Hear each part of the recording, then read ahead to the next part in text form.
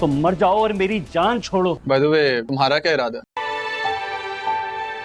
किसकी तरफ से आ रही हो कल?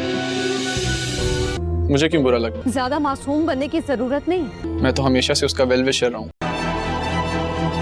उसकी खैर खुशी के लिए। मैं बहुत अच्छी तरह से जानती हूँ जो लोगों की मजबूरियों का फायदा उठाता। कहाँ फंस गया मैं, कहाँ फंस गया। ड्रामा सीरियल नकाब के आने वाले एपिसोड में आप लोग देखेंगे बिलाल ने तैमूर की हकीकत सबके सामने तो बता ही दी, लेकिन अभी उसकी बात पर कोई यकीन नहीं कर रहा, बल्कि उसी को ही सब लोग गलत समझ रहे हैं। और नासिर साहब ने बिलाल का यूं अंदाज देखकर उसे ही कसूरवार ठहरा दिया और तैमूर यहाँ पर अपना गेम खेल गया।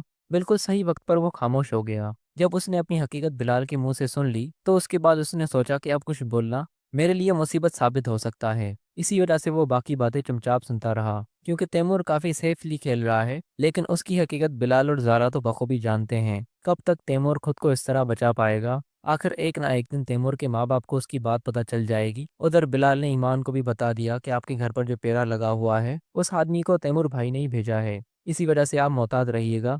और इस सारे मामलात में आपका कज़न भी शामिल है। वही सारी खबरें दे रहा था तैमूर को। जब साकिब दोबारा से ईमान के घर पर आएगा तो ईमान उसे ठीक ठाक बातें सुना देगी कि तुम्हें क्या लगता है कि ये जो कुछ भी तुम कर रहे हो इससे मैं तुम्हें हासिल हो जाऊंगी। अब तुम मेरी एक बात कान खोलकर सुन लो, आज के बाद मेरे घर के आसपास भी नजर आए तो तुम्हारे साथ बहुत बुरा होगा। और उसे ये भी कहेगी अपनों की इतनी मदद काफ़ी होती है कि दुश्मनों से बंदा दूर ही रहे, इसलिए बेहतर होगा कि तुम जो कुछ भी मेरे बारे में तैमूर को बता रहे हो ये सब कुछ करना छोड़ दो, वरना तुम्हारा अंजाम बहुत बुरा होगा। साकिब ये बातें सुनकर काफी हैरान हो जाएगा। और उसने तो ईमान को हासिल करने की पूरी कोशिश की थी, उसके दिल में जगह बनाने की, लेकिन जो वो हरकतें कर चुका है उसके बाद ईमान कभी भी उसके पास नहीं जाने वाली।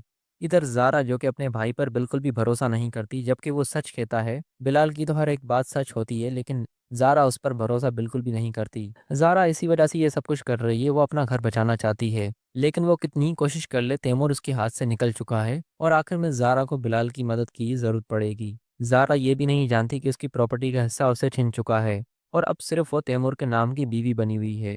उसका अब इस घर में कोई भी हिस्सा नहीं, क्योंकि प्लानिंग के साथ तैमूर और उसके माँ बाप ने ज़ारा से उस पेपर्स पर साइन करवा के और उसे बेवकूफ़ बनाकर उसकी प्रॉपर्टी उससे छीन ली।